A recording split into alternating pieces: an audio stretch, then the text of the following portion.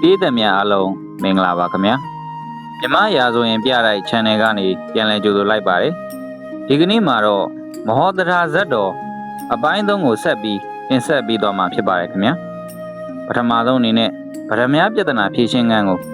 တင်ဆက်ပြီးတော့ပါမယ်ခင်ဗျာဖះအလောင်းဟာတခုသောဘဝမှာကုသမင်းဖြစ်တော်မူသောအခါတရားမင်းကဗရမ ्या တစ်ခုကိုပေးရခဲ့ပါတယ်အဲ့ဒီဗရမ ्या ဟာခီးနှံပြောင်းတော်လဲမပြောက်မပြက်အဆက်ဆက်သောမင်းတို့ဤသုံးဆောင်ရာဖြစ်၍နောက်ဆုံးမှာဝိဒေဟရေမင်းကြီးလက်ထက်တိုင်ရှိနေပါတယ်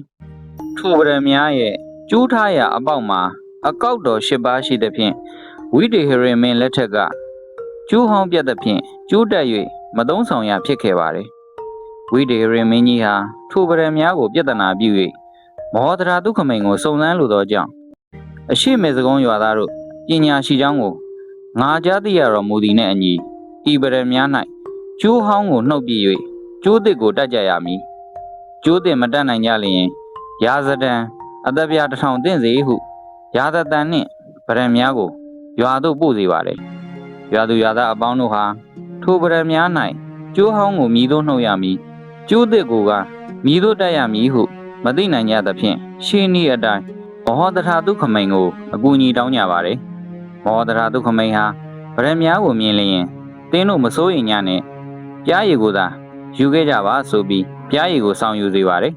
အဲဒီနောက်ဗရမ ्या ရဲ့အပေါက်ဝါနှစ်ဖက်ကိုလိမ့်တုပ်ပြီးနူးညံ့သိမ်မွေ့လာတဲ့ကပလာချီကျိုးကိုကြည့်၍ပြားရည်ဖြင့်ဒုက္ခဗရမ ्या အပေါက်ဝကျိုးဟောင်းတစ်ဖက်နဲ့တွဲ၍အနှဲငယ်သွင်းထားပါတယ်အဲဒီနောက်ဗရမ ्या ရဲ့တခြားတစ်ဖက်မှာတော့ပယက်စိတ်ကျင်ဤများကိုထားစေပါတယ်ထိုအခါပယက်စိတ်များဟာပြားရည်အနှံ့ကြောင့်ဗရမ ्या ထဲသို့ဝင်လာကကျိုးဟောင်းကိုကိုက်ဖြတ်ရင်းကျိုးသစ်ကိုဆွဲယူသွားသဖြင့်အပေါက်တစ်လျှောက်ကျိုးသစ်ဝင်သွားပါတယ်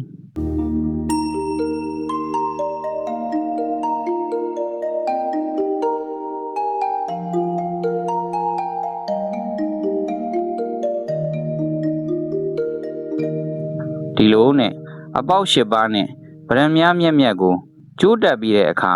မဟောတရာဒုက္ခမိန်ကရွာသားအပေါင်းတို့အားဤဗရမ ्या ၌ကျိုးဟောင်းကိုနှုတ်ပြ၍ကျိုးသစ်တက်ခြင်းသည်တထေသာမဟောတရာ၏ပညာဖြစ်သည်ဟုမင်းကြီးကလျှောက်ထားကြပါတော့လို့ဆိုပါတယ်ရွာသူရွာသားတို့လည်းမင်းကြီးကလျှောက်ထားပြီးဗရမ ्या ကိုပို့ဆက်ကြပါတယ်ဝိဒေဟရေမင်းကြီးဟာဗရမ ्या ကျိုးနှုတ်ကျိုးသွင်းခြင်းအရာ၌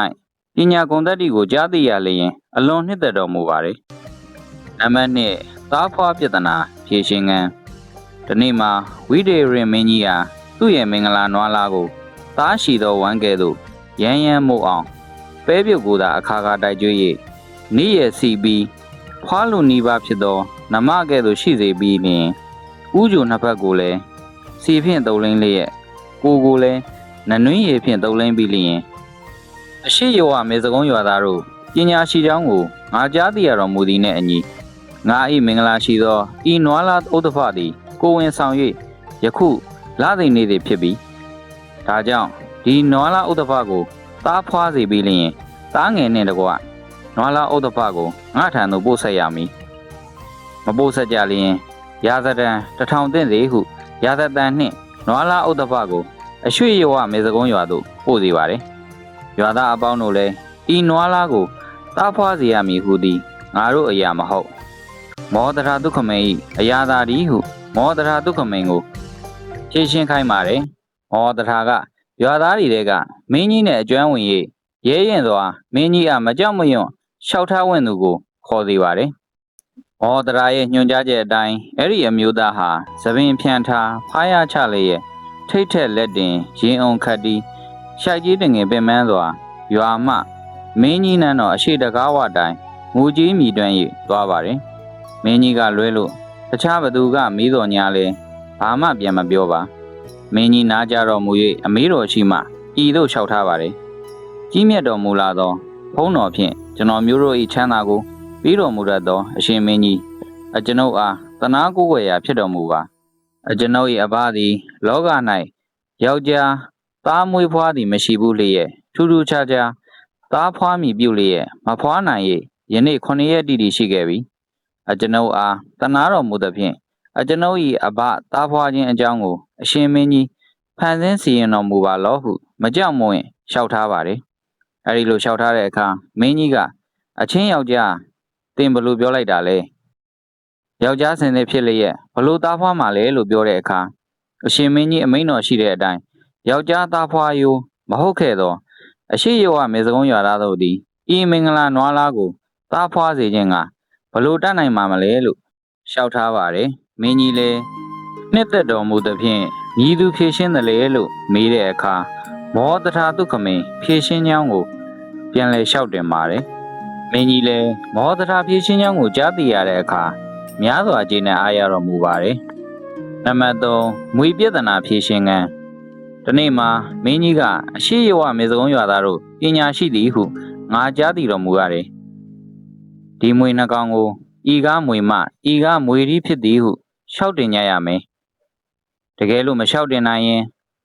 ရာဇဒံ1000တင့်စေဟုရာဇတန်နှင့်တကွအရှိယဝမေစကုံးရွာသို့မွေနှကောင်ကိုပို့လိုက်ပါတယ်။ရွာသူရွာသားအပေါင်းတို့လည်းရှင်းနီးတူမိမိတို့ပညာဖြင့်မသိနိုင်တဲ့အတွက်မောတထာဒုက္ခမိန်ကိုမြင်မြင်ကြပါတယ်။မောတထာကမွေနှကောင်ကိုမြင်လျင်ပညာအစွမ်းဖြင့်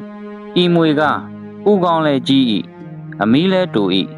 မျက်စီလဲကျဲ၏လေရေးလဲဆက်၏ဒီလိုအချင်းရာရှိတဲ့အတွက်ကြောင့်မွေကြီးပဲဖြစ်ပေတယ်။ဒီမွေကတော့ဥကောင်းလဲငယ်တယ်အမီးလဲရှည်တယ်မျက်စီလဲကျင်းတယ်လေရေးလဲမဆက်ဤသို့သောအချင်းရာရှိသောကြောင့်မွေမာဒီဟုအတက်အမှန်သိပြီးတော့ဤကားမွေဒီဤကားမွေမာဟုမှတ်သား၍မင်းကြီးအားပို့ဆောင်มาတော့ဟုဆိုပါတယ်။ရွာသားအပေါင်းတို့လည်းမောတရာဆိုသည့်အတိုင်းမွေဘုံမွေမကိုမှတ်သား၍ဝိဒေဟရင်မင်းကြီးအားပို့ဆက်စေပါတယ်။ဝိဒေဟရင်မင်းကြီးလည်းမောတရာဖြည့်ရှင်းကြောင်းကိုကြားသိရတဲ့အခါတေနကအမတ်ကြီးကိုခေါ်၍ရှင်းဤအတိုင်းတိုင်ပင်မြန်ပါတယ်။တေနကအမတ်ကြီးကအရှင်မင်းကြီးဤမြလောက်ပြဿနာသည်ခက်ခဲလာသည်မဟုတ်ထို့ထက်သာ၍ခက်ခဲသောပြဿနာဖြင့်စုံစမ်းရန်ရှိပါသေးသည်တီးခံတော်မူပါအောင်ဟုလျှောက်ထားပါတယ်။မင်းကြီးလည်းအမတ်ကြီးဒုက္ခမိန်စကားကိုကြားလျင်နောက်ထပ်ပြဿနာတစ်နည်းကိုစီရင်မြန်ပါတယ်။အဆုံးထိကြည့်ပြီးတဲ့အတွက်ကျေးဇူးတင်ပါတယ်ခင်ဗျာ။နောက်နေ့တွေမှာလည်းဇလန်းကောင်းလေးတွေနဲ့မောဒရာဇတ်တော်အပိုင်းဆက်တွေကိုဆက်လက်တင်ဆက်ပေးသွားမှာဖြစ်တဲ့အတွက်ကျွန်တော်ရဲ့ channel လေးကို subscribe လေးလုပ်ပေးသွားပါအောင်ခင်ဗျာ။